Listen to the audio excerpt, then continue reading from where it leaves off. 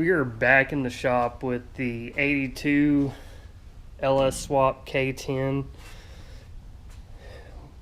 We traded this, we traded a motorcycle for this truck. I'll post a picture of its condition when we first got it. So this guy, he had a couple trucks in this field and decided to make one complete truck. It's sitting on a early 80s K5 frame. It's got an 82 diesel cab on it. Came with that 350 in it. But eventually I discovered that it just wasn't going to suit my needs, so I ended up LS swapping it, which was kind of a dream of mine. Very glad and thankful that we were able to make that happen. Runs great. The only problem is it's mostly used for work around the yard, just whatever. Don't do anything really big with it. Don't daily drive it. It still has the SM 465 granny low 4-speed in it. It's kind of a pain in the neck to drive around. But just driving it is horrible. I'll actually include a clip.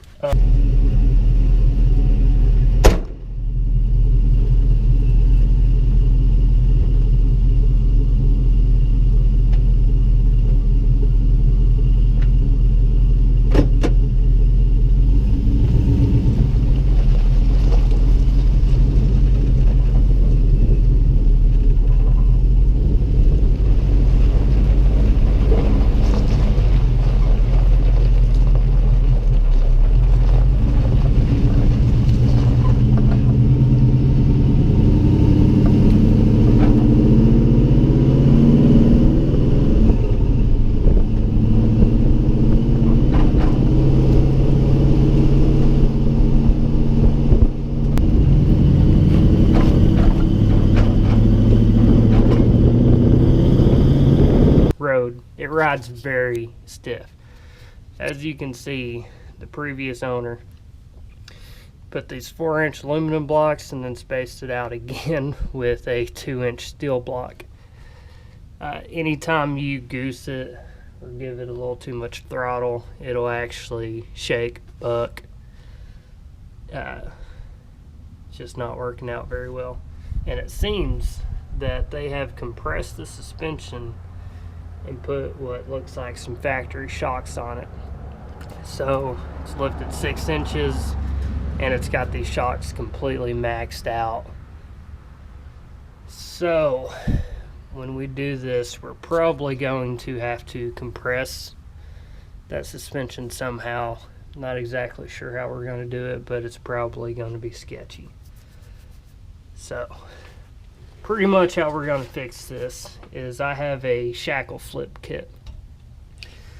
So it is going to replace this hanger, which we will have to grind out the rivets. We got 4 over here, and it looks like 2 right here. So we're going to grind those out, and it'll effectively lower this eyelet down here, so we should be getting about 4 inches of lift from the factory. But we have a 6-inch lift kit on the front, which I believe is a rough country. It rides rough also, so that's gonna have to be a later project. So we're gonna go ahead and get this started and see how it goes. Alright, so we've got our new parts laid out. I went with Bilstein shocks. I actually ordered all of this about a year ago, so I can't remember exactly why I ordered these over Rancho or whoever else makes shocks. But probably because I read some reviews online, sifted through some forums, and somehow that's what I came up with. It's actually a Superlift Shackle Flip Kit. Seems to be pretty sturdy. Yeah. I mean, at this point, anything's got to be better and safer than what's already on it. I also forgot to mention that I've got a steering stabilizer. A few months back, I actually had to replace all my tie rod ends. So what we have done is run a ratchet strap around the axle up to that bump stop. We got a little bit of pressure off the shock.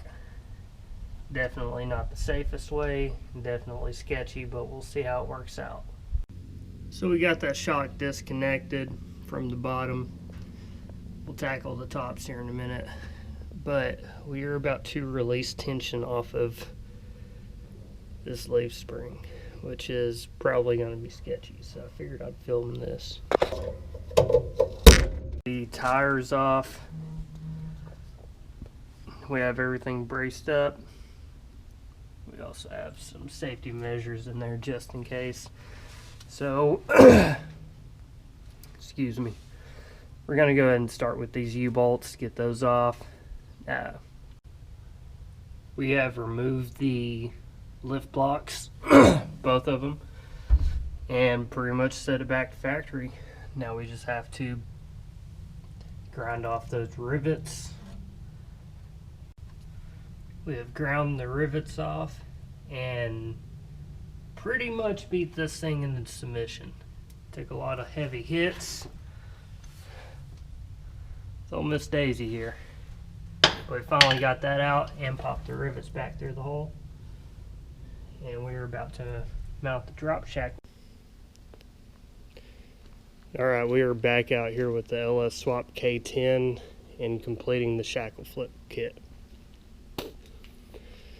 So here are all the parts that we took off. We've got our little 4-inch aluminum spacers along with our 2-inch blocks, random shocks, and some ridiculous U-bolts. So it got cold, GoPro died, and I was ready to get it done. So I got the shackle flip installed along with the shocks on both sides. Now I haven't given it a test drive, pretty much just pulled it out of the garage to where I could close it, keep my other stuff safe. Part of the reason is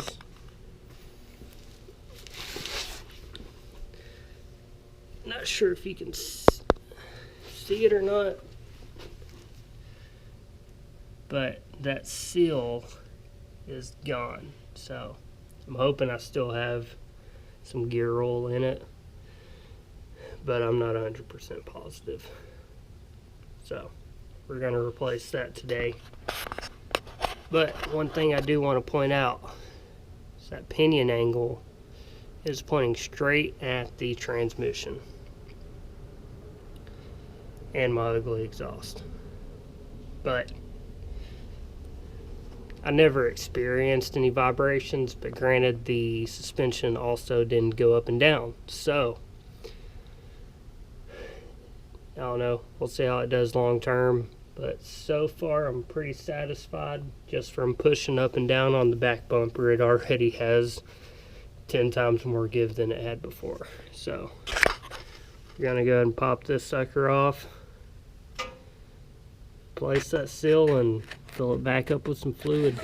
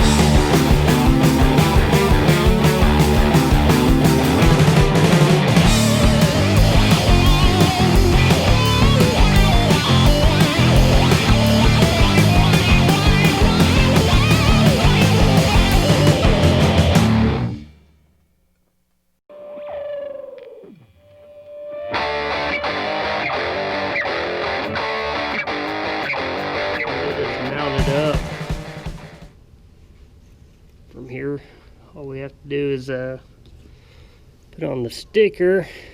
That way we can make sure people know how much we didn't spend on it.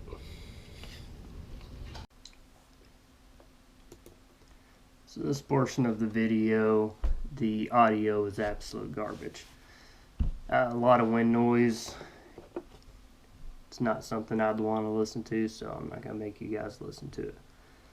But as you can notice in the video, my body is bouncing around considerably less than it was before. I'd compare the ride to somewhere along the lines of pretty similar to my 2017 GMC Sierra. It's not great, but it's definitely a whole lot better than it was.